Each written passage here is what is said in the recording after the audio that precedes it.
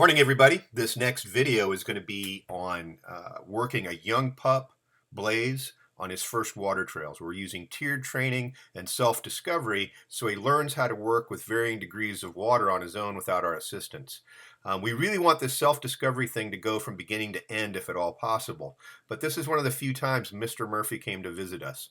Right towards the end of the trail, Blaze got a great proximity alert, and rather than working into it because of the wind, he came off the track, went to the right, followed that blown odor until it ended. The problem was the distance of that blown odor was so far that he couldn't recover and get back to the track. This is one of the few times that you have to help, but you only help when you recognize the body language that says the dog can no longer do it on its own. Very, very important to remember. This is a great video because it also accentuates some information that I have in a brand new article for Police Canine Magazine called Ghost Trails. Make sure you go to the Police Canine Facebook page, like it, follow it, keep abreast of all the upcoming and new information. Make sure you go to their website and subscribe to the magazine. This way you can get a copy of my article today. Thanks. He just detected something.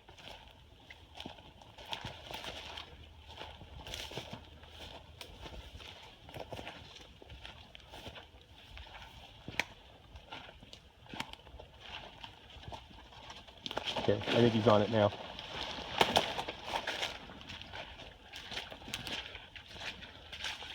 Yeah, blueprint right there. He was trying to go back to it the first time I made you stop. Okay, so I wonder if she's on the edge or she went in the middle. I think he's on the right edge, right side edge.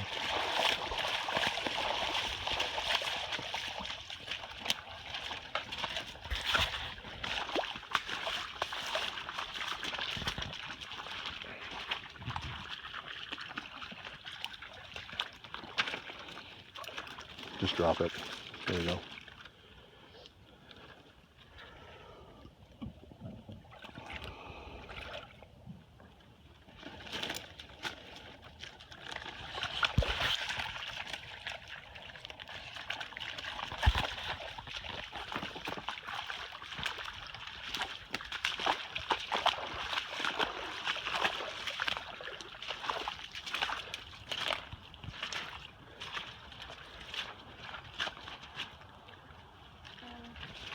Ran out again.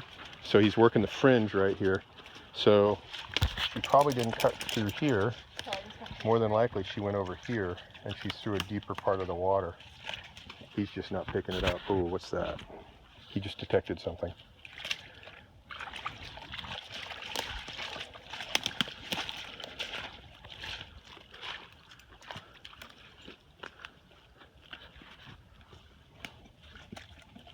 He's getting odor all over that. Look at that.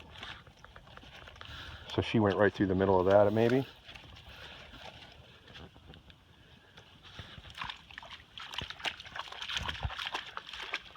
Okay, so he's going back into the bulk of the odor. This is where we came from, right here. He's going back to the track. This is where it started. Okay, let's see if he might want to try to work the fringe over here.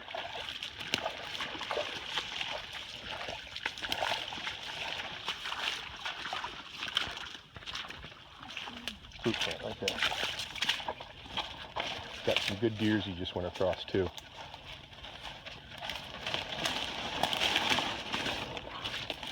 Okay, I think he's still on the fringe, but he's still working it.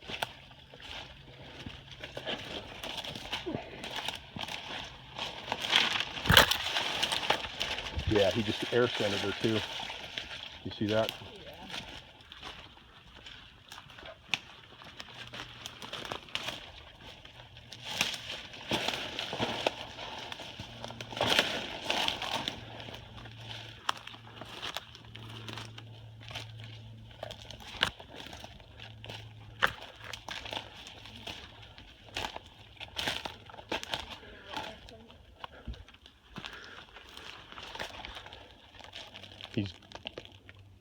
It ended. You know why? Look at the big bulk of the tree right here. It's blocking whatever air scent was coming through here. Yeah, unfortunately, this is one of those times when we can't work on self-discovery anymore because the proximity alert and the air scent from it was blowing perpendicular to the actual trail and took Blaze off the trail by about 50 yards. And then that air scent was blocked by a lot of brush. He couldn't find a scent cone, couldn't find a way to get in. He was so far away from the trail now that our only recourse is to help him get back into the general area to pick up that track again. This is one of the few situations where you have to jump on the other side of the fence and actually help the dog. But you need to look at the dog's body language to tell when that time is. Look at that tail. So this is where geographical awareness comes in. You have to be aware of where you were at all times, but more importantly, you have to understand where you had air scent, where you had proximity scent, and most importantly, where you had trail. This is where we have to go to. We don't know this trail at all. We have no idea where she went. So here's a map of where this took place. You can see at the proximity alert where the dog started to come off. It's because of the bulk of the scent pool that was pushed up and out with the wind. The dog went to the strongest point of odor that it knew. This is what it thought was correct. The problem is when wind shifted and that scent petered out, he didn't know how to get back to that track. That's where we had to help.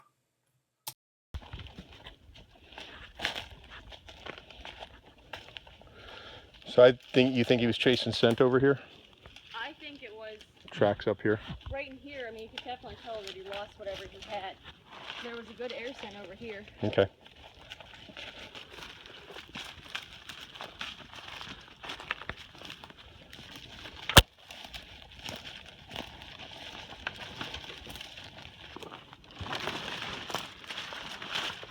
Looks like he might be getting back into odor.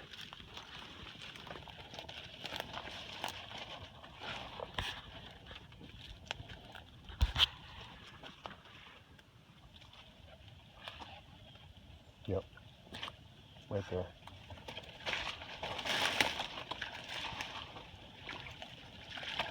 That's it. That's got to be it.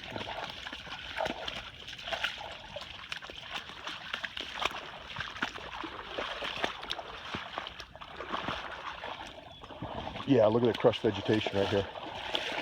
See the leaves broken down? Yeah. Right, look how he's getting it on the duckweed. That's the scent on the duckweed.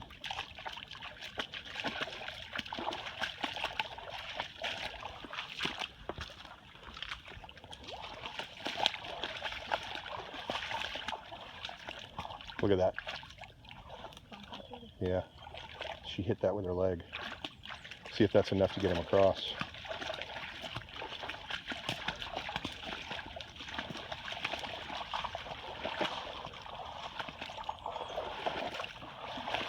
Just drop it.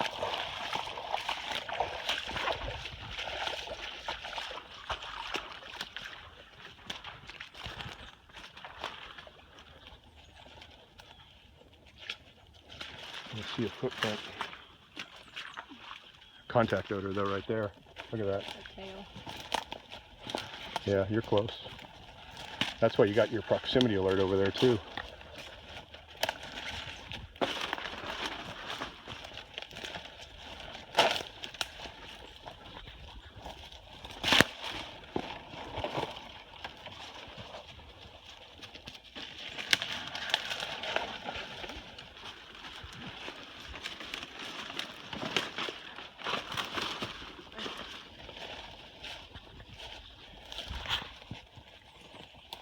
See how that line check just made him redirect into the scent pool?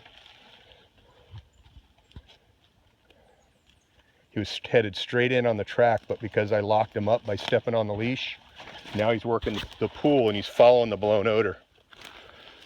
So you're gonna probably have to let him try to circle around the back side of it now, because obviously the wind isn't in his favor. Remember, nice and slow though. He's chasing odor, so we gotta go nice and slow.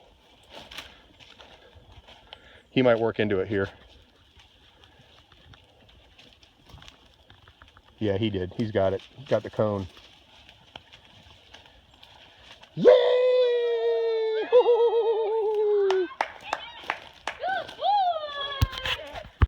I hope you enjoyed this training video today, folks.